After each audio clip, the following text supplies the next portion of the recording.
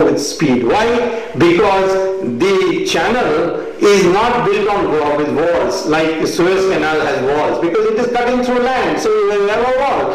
Panama Canal, you have a wall. You know exactly where the channel is. But in the case of Setu Samudram, you cannot tell where the channel is because it's underwater. So you need a pilot to take the ship. So the ship will come, stop, then your pilot will have to come, hopefully he's not on strike on that day, and then he will tag it along and take it across. It will go in so slow speed, it will be only 4, so the sailing will be very, very little. Therefore, ships coming from Mauritius, and this is there in my book, they will prefer to go around Sri Lanka to Calcutta rather than go through Setu Samudram project. So where is these numbers? They say 8,000 ships will use Setu Samudram project. In my opinion, not more than 500. And therefore, if you use 500 and calculate the tariff given on their numbers, the country will lose 300 crores per year from the very first year, and by the 5th year it will rise to 1,000 crores, minus it will be. And not only that, this is an underestimate, because this channel, you see, will have to be dredged every month, every week, some people say, because the ocean will bring mud and put it again in the channel, so you have to again go and take the mud out so that the thing is clear. And Balu's son has a dredging company, so he will get permanent employment in dredging. The dredging operations will go on taking place. So this is a pure loot that has taken place. This has no economic basis whatsoever. Leave aside the environment basis, leave aside the national security basis. All this, I'm saying on economics of it and the illegality of it, this project cannot be sustained. So what I would like to say therefore is that I am pretty sure that this project will not see the light of day. It's gone back to the drawing board. By the time it comes, there will be general elections, there will be total sea change that will take place. I don't think anybody is going to do it. In any case, even if they wanted to break it, now they can't break it, because it's an accepted principle that this will be a criminal violation. The courts will never agree. In my opinion, why they gave me an ex parte order is they became convinced. The court became convinced that this is an illegal project, and therefore they didn't want to hurt the feelings of government, and they said go back to the drawing board and come back with new proposals. And therefore I am not anymore worried that the Rama Setu is going to be a problem. Karunanidhi's whole mentality has been always to rubbish Ram's name. He says, which Ram Setu, which engineering college he got a degree?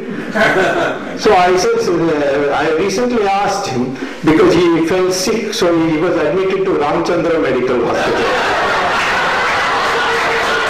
So I asked him, publicly, that when did Ramchandraji get an MD to treat you in Ramchandra Medical College? So this mentality is a pure hatred for Ram. Where it politically suits him, he is not worried about using it for his benefit. For example, there is bullfighting that goes on in my home district called Madurai, which is called Jallikattu. Every season, just before harvesting or just after harvesting, they allow bulls to run in the lanes of the crowded lanes of the city, and then, or rather in the suburban part of the city, and therefore when then people chase it, they irritate the bulls, and the bulls sometimes gore people, kill people also. So the government of India's Animal Welfare Board, they came before the Supreme Court and said this is all cruelty to animals. Put a ban on this game called Jallikattu. So the Supreme Court gave a ban. Gave a stay. Said no. Karunanidhi's government, Tamil Nadu government, went back to the court and said, please review your own order, because this is a matter which involves the religion of the people, and if you ban it, people will think the gods have cursed them, and there will be public disorder, and the government must understand that where religion is involved, development is not so important. this is an application they have filed with 2 days before my case was to be heard. And I stood in court and said, what to? They are talking from both sides of their mouths. They cannot take one stand there and one stand here. Similarly, seeing that public has started coming in a big way now. Everybody knows Rama Setu, so people are going to Rameshwaram are now going to Dhanushkodi and going to Rama Setu and so on. So much so that even Sri Lanka thinks, Mama, we can also earn a lot of tourist revenue. They have announced 34 sites connected to Ramachandra and Ramayana. One side they have said, this is where Sita had her bath.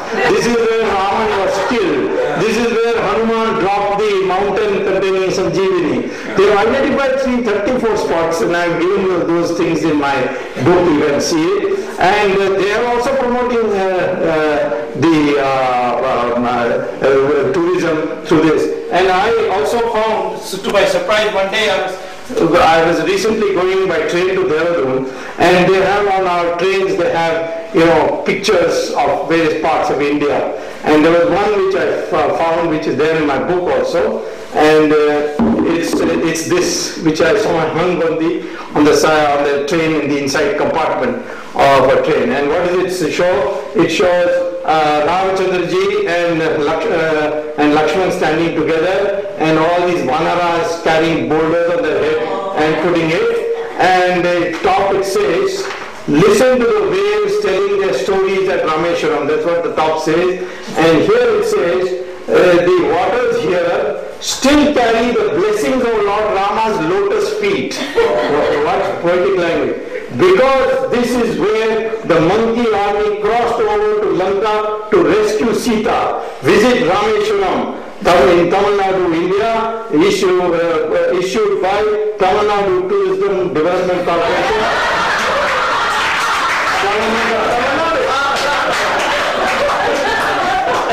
I read this out also in the court.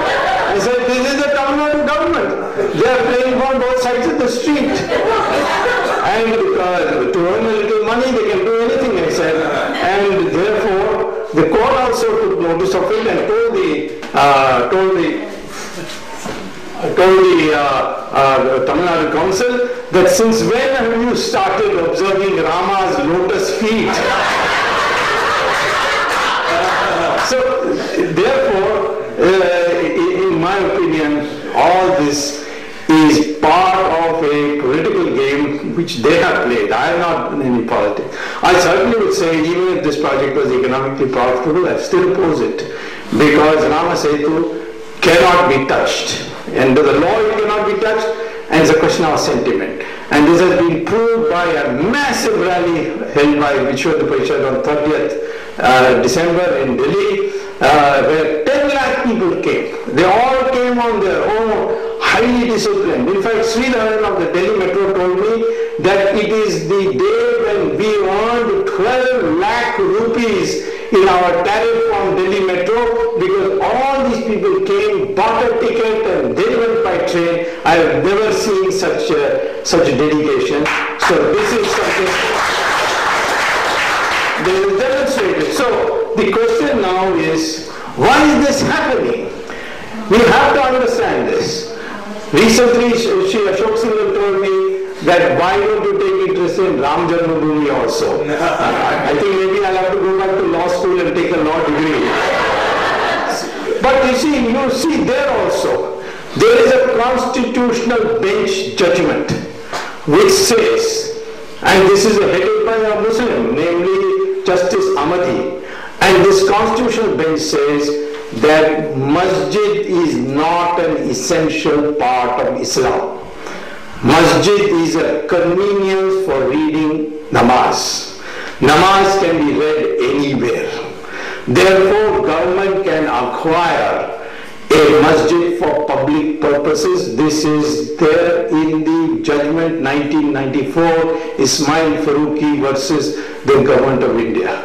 Now, when that is the position, why shouldn't the government of India acquire the masjid in Varanasi, in Vrindavan, and in Ayodhya, and say that for public purpose, Varanasi will